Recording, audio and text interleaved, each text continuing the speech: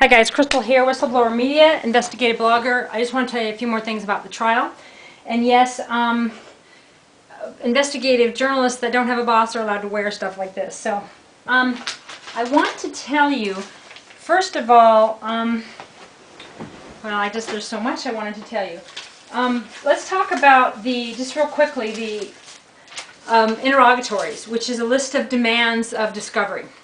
Now, when I had my hearing in August, they said that basically I'm the one that asked the issue of discovery. The judge was getting ready to end the hearing, and I said, well, am I allowed to ask for discovery? Like, am I allowed to ask the other side for documents? And he said, yes, you can ask them for anything you want to. And then he asked the other side if they wanted to, and they said, yeah, we do. Okay, so basically, soon after that, they sent me a list of their interrogatories, the discovery questions. I sent them a list. Now, their list of questions was, and I'm going to post all this stuff, but it also included, people that I knew like years ago, people that had surfaced just to join with him to intimidate me and harass me. There was a lot of stuff in his questions, and there was also a whole bunch of asking me for emails and my business information, that if I'd taken any money for doing any business online ever. They wanted all that record. They wanted all my emails with everybody to do with Summit and with all of the parties, personal and private. They wanted just tons and tons of stuff. And basically, I didn't give them that stuff. They gave me like 5 documents. Before my trial documents were due, they gave me about 5, and only 2 of those I asked for. Now, I asked for pages and pages of discovery, and they didn't give it to me, okay? They did not give me what I asked for. Okay, now I'm going to talk about this a lot in Obsidian versus Cox.com. But what's really important here is that the judge forced me.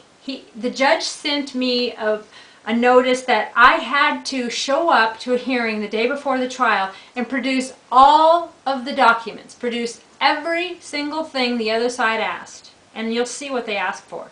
This was just tons and tons of stuff. And so he didn't have to. They didn't make him provide all the stuff I asked for, which was, like a bunch of LLC tax documents and just a whole bunch of information, that targeted information.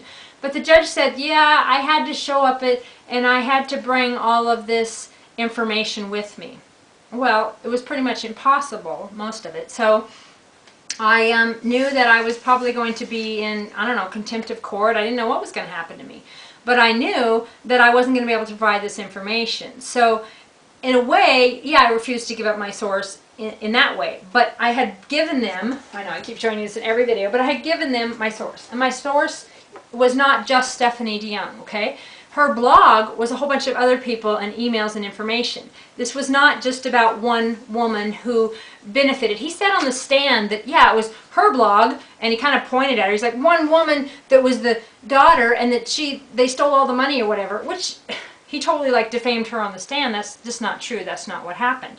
So basically, I said the day before the trial, the judge, he read the order again and said he's ordered me to produce all this information. And my deposition was just after that, because I had been I'd been forced to do a deposition. Also note, with the deposition, I wouldn't answer things like where I went to college, because I didn't think it was relevant. So he had the judge come back in and make me tell him where I went to college and all of this stuff, right? And this was even off the record. I don't even think there's a transcript of when David Amon, Big Daddy, cried to the judge, she won't tell me what I want to know. And so the judge is like, come on, tell him what he wants to know. Okay, so I told him what he wanted to know.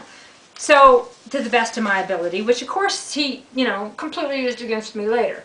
So basically, I told the judge the day of the hearing, I said, I'm not going to provide any of the documents. And I gave, they said to prepare a statement, and I did prepare a statement as to the documents that I was not going to give.